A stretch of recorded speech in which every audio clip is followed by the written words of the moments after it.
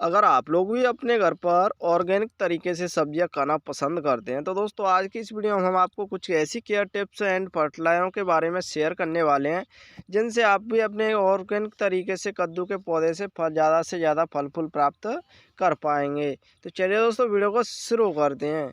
तो जैसा कि आप सामने देख सकते हैं हमारे पास में दो तरह की वैरायटी है, एक तो लंबी वैरायटी और साथ में जो दूसरी चीज़ देख पा रहे हैं ये गोल वैरायटी।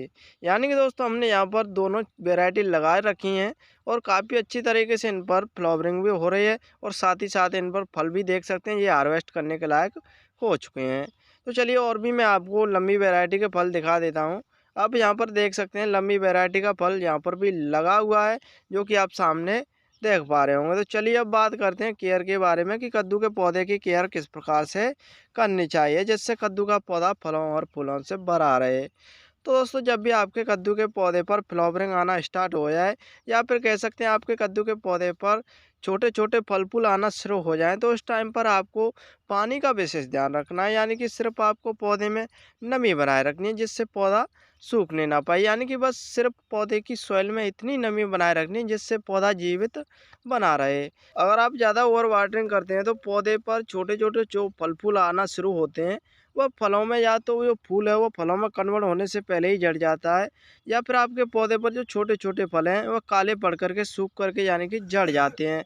तो दोस्तों पानी का आपको विशेष ध्यान रखना है। तो चलिए अब बात करते हैं कि पौधे की और कौन कौन सी चीज़ों का ध्यान रखना है। और दोस्तों आपको पौधे की 10 से 15 दिन के बाद में गुड़ाई जरूर कर देना है। गुड़ाई करने से होता क्या है कि जो पौधे की रूट्स होती हैं वो चारों तरफ फैलने लगती हैं और साथ ही साथ पौधे की रूट्सों को ऑक्सीजन मिल जाती है। अगर पौधे में बेकार में घास वगैरह निकल आता है यानी कि जो पोषक तत्वों को बेकार में ग्रहण करता रहता है और पौधे में पोषक तत्वों की कमी हो जाती है उससे भी छुटकारा मिल जाता है। तो दोस्तों गुड़ाई करने के साथ साथ आपको वर्मी कंपोस्ट या फिर गोबर की खाद भी लगा देना है। इसको लगाने से होता क्या है कि जो पौधे की ग्रोथ होती है वो काफ़ी फास्ट तरीके से होने लगती है। अगर पौधे की ग्रोथ फास्ट तरीके से होने लगती है तो उस पर फल फूल आने के चांसेस भी हो जाते हैं। तो दोस्तों इन सभी चीज़ों का आपको विशेष ध्यान रखना है जब भी जा कर के आप अपने पौधे से छोटे छोटे फल फूल प्राप्त कर पाएंगे। और साथ ही साथ हम आपको बताएंगे किस प्रकार से ज़्यादा अपने कद्दू के पौधे से फल ले सकते हैं। तो दोस्तों इसलिए आप वीडियो को बिना स्किप के देखते रहिए। जैसा कि आप सामने देख सकते हैं हम आ चुके हैं पौधे की रूट्सों के जो कि आप सामने देख पा रहे होंगे। तो चलिए दोस्तों सबसे पहले हम इस पौधे की गुड़ाई कर लेते हैं। उसके बाद में हम आपको बताएंगे आपको कौन कौन सी चीज़ों का प्रयोग करना है।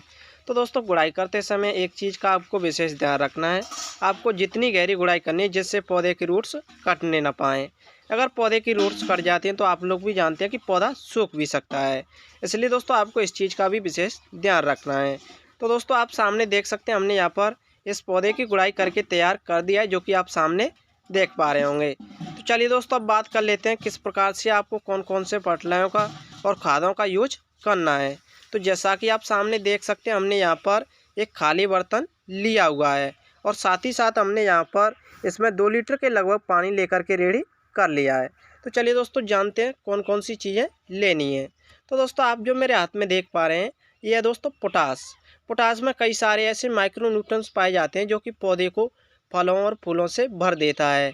और साथ ही साथ आपको कौन सी चीज़ें लेनी है वो भी मैं आपको दिखा देता हूँ। तो दोस्तों आप जो चीज़ देख पा रहे हैं ये हमने सीवीड लिया हुआ है। सीवीड को दोस्तों आपको 10 ग्राम के लगभग यानी कि 1 चम्मच के बराबर डाल लेना है। तो चलिए दोस्तों हम सीवीड को भी इस पानी में डाल लेते हैं। तो दोस्तों आप सामने देख सकते हैं हमने यहाँ पर सीवीड को भी इस पानी में डाल करके तैयार कर दिया है। यानी कि दोस्तों इन दोनों चीज़ों को डाल करके तैयार कर दिया है। इतना काम करने के बाद में आपको इन दोनों चीज़ों को अच्छी तरीके से हाथ की सहायता से या फिर किसी भी चीज़ की सहायता से आप घोल सकते हैं।